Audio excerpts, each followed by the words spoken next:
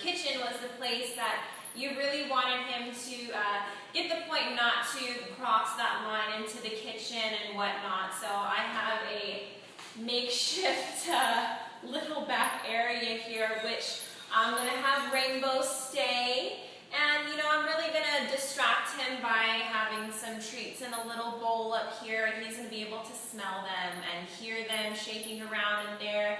I do have a toy, but when I put him back there and I take him off of the leash, I'm going to immediately establish that this line right here is one that he is not allowed to cross unless I give him the okay. So I can ask him to come into the space, but he's not allowed to enter it without my permission.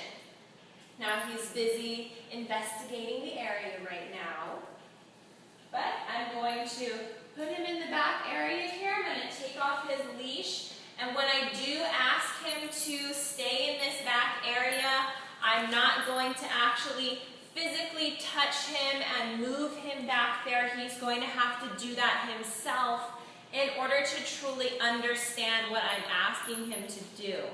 So when he is back there and I tell him that he's not allowed to come into this area, that's basically going to, well, I'm not going to actually say, you know, stay or anything like that. We do have stay, which means stay forever until I physically come to touch you and release you.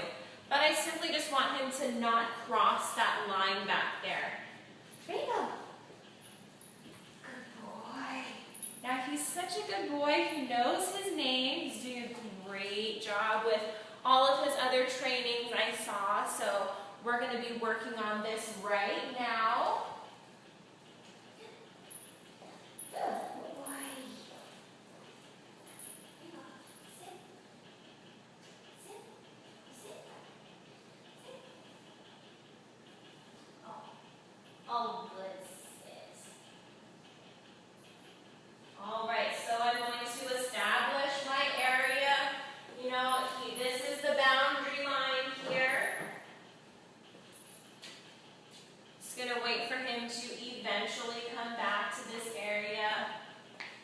Perhaps with the ball here, the sound back to distract him.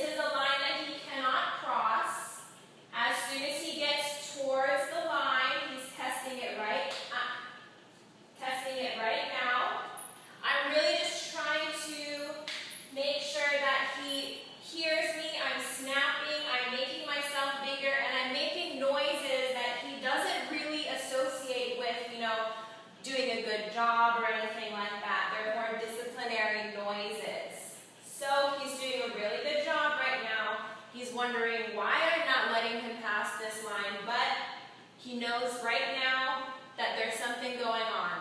There's a space over here that people can walk into, but he can't. So I'm going to back up a little bit,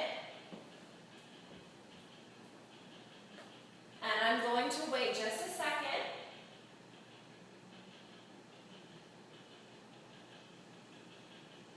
He's doing a good job right now. He's a smart cookie.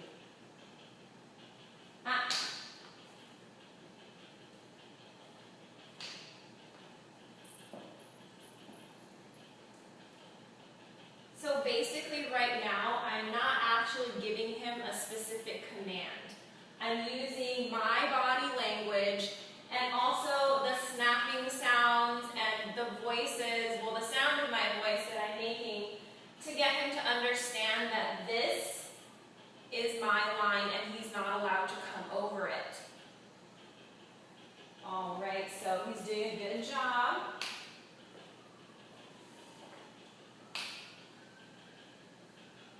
As soon as he starts walking towards this area, or the area that you have in your house, if you don't want him to come into, you have have to correct him immediately. You have to be extremely consistent, and it will be a little bit annoying. I know you're trying it already, but you know, when you do have your food that you're making and stuff like that, and you know, you want a little bit of peace and quiet while you're doing it.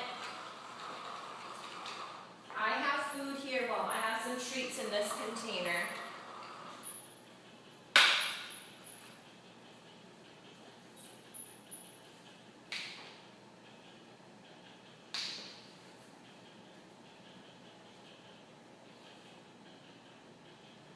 He is fixated on the treats.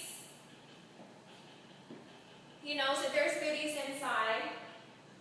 He's doing a fabulous job of not crossing the line. When you do have him at home and you are making your food, it's a real test for him, I'm sure, because he is a puppy and he is part lab, and labs are just ridiculous about their food. But when you do have him there, make sure that he is not crossing that line. You want him to understand immediately that that is your space. And if you notice, I did not physically touch him or, you know, skedaddle him out of my area. I simply use my body and my body language to get him to understand that he is not to cross this line. There is food inside of this container, just to let you, you know, there's some treats in there.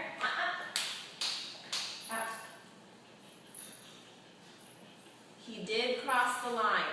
Of course, we didn't want him to do that. As soon as he did it, he understood what he did was wrong. And I used my hand in this motion here, which is what I do with my dog a lot at home. He does have spaces that he is not allowed into. But when he does cross that line, I make sure that my body language, you know, gets a point across that I do not appreciate that, and I need him to get back into his area. I didn't use my mouth to say out, but I used my body to tell him to do that.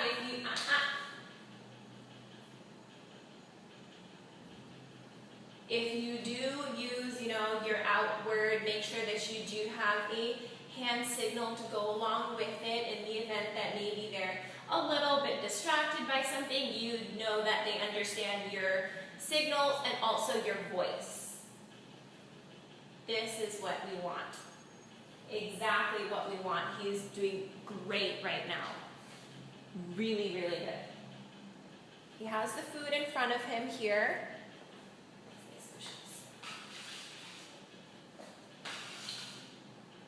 He has the food right there. He's laying down, which is great. He is in a calm, submissive state. He knows that this line is my line and I do not want him to cross it. He's doing amazing right now. He is very smart, by the way, and he has been picking stuff up really fast. Also, he sits like a champ.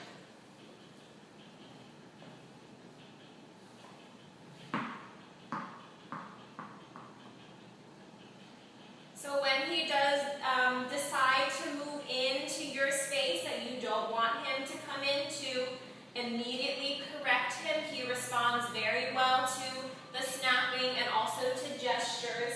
He does look into your eyes in order to see what you want him to do, which is great. He listens very well. And I think this might be enough time for him to wait here. I'm going to give him one of these treats. Good boy, Bo. Very good. Amazing job by Mr. Rainbow. You go, boy. And he is still waiting there after I gave him the treat. He is doing fabulous. I can't wait to hear about how he's progressing at home. This has been Nicole here with Mr. Rainbow, who is waiting so nicely. We'll see you guys later. Bye.